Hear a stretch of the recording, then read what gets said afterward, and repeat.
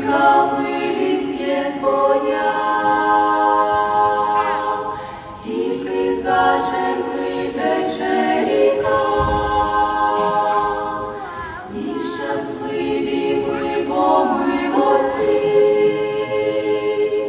по Твоїй великій благості.